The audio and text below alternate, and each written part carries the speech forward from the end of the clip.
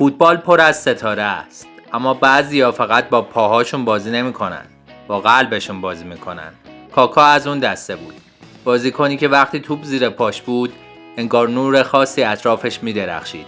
اما پشت اون لبخند همیشگی، داستانی از درد، ایمان، رستگاری پنهان بود. امروز قراره زندگی مردی رو مرور کنیم که از قله فوتبال جهان به پایین سقوط کرد، ولی هرگز روحش نشکست. ریکاردو دو سانتوس لیته، معروف به کاکا، 22 آوریل 1982 در برازیلیا به دنیا آمد. خانواده‌ای متوسط، پدری مهربون و مادری مذهبی. از همون بچگی یاد گرفت زندگی فقط فوتبال نیست. ایمان و اخلاق هم بخشی از اون هست. اما در 18 سالگی یه اتفاق میتونست کل آیندهشو نابود کنه. توی تعطیلات از سرسره استخری افتاد و ستون فقراتش آسیب دید. پزشکا گفتن ممکنه هیچ وقت دوباره فوتبال بازی نکنه. ولی اون گفت خدا خواست من برگردم. فقط چند ماه بعد برگشت و برای سائو پائولو گل زد. اونجا بود که ایمانش تبدیل شد به قدرت واقعی. سال 2003 کاکا به آسه میلان پیوست. تیمی پر از اسطوره مثل مالدینی، شفچنکو، سیدورف و پیرلو. از همون بازی اول یه چیز مشخص بود. این پسر یه استعداد خاص داره. توی تمرینات با پاسهاش همه رو شگفت زده کرد. کارلو آنجلوتی گفت کاکا رو فقط باید تماشا کرد.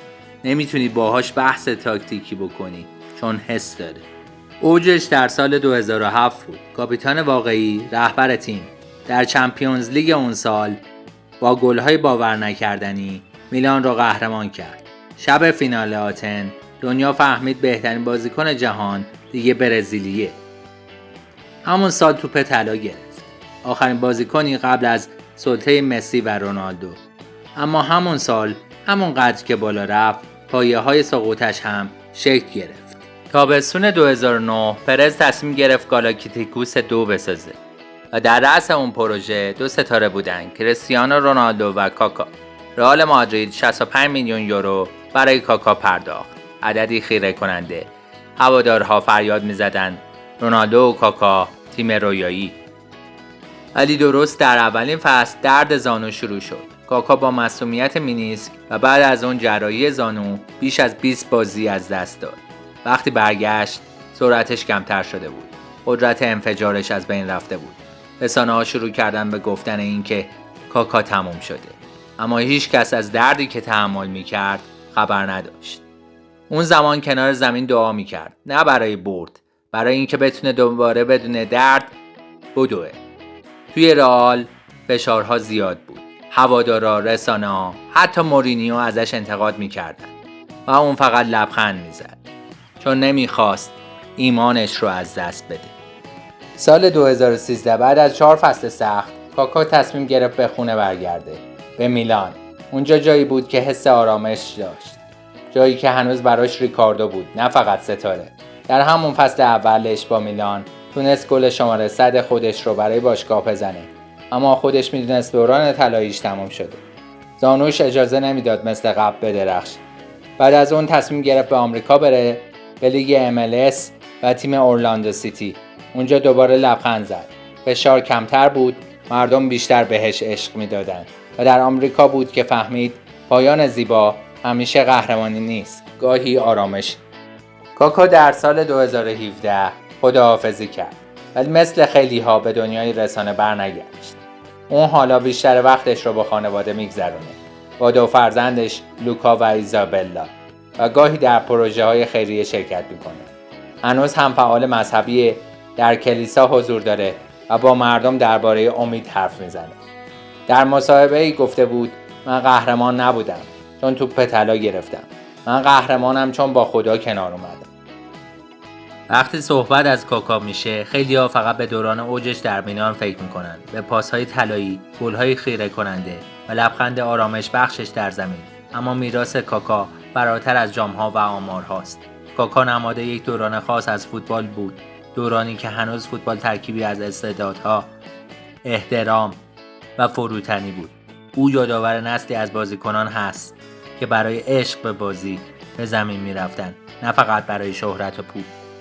در دنیایی که ستاره‌ها با حاشیه‌ها و حواشی شناخته میشن، کاکا با ایمان و وقارش متفاوت بود.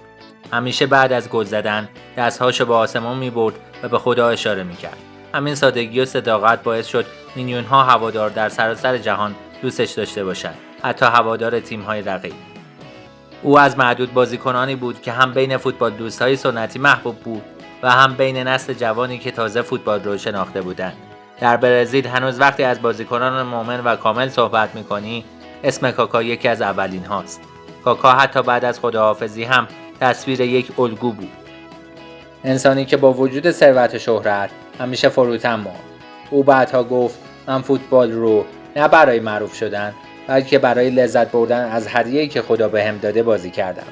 امروز وقتی که به بازیکنانی مثل وینیسیوس جونیور، رودریگو یا حتی مودریچ نگاه میکنی، رد پای کاکا رو توی نحوه بازی، فروتنی و برخوردشون میبینی. و شاید بزرگترین میراث کاکا این باشه که ثابت کرد میتونی در بالاترین سطح دنیا بدرخشی بدون اینکه خودت رو گم کنی. کاکا شاید کوتاه درخشید، اما نوری که از خودش گذاشت هنوز زنده است.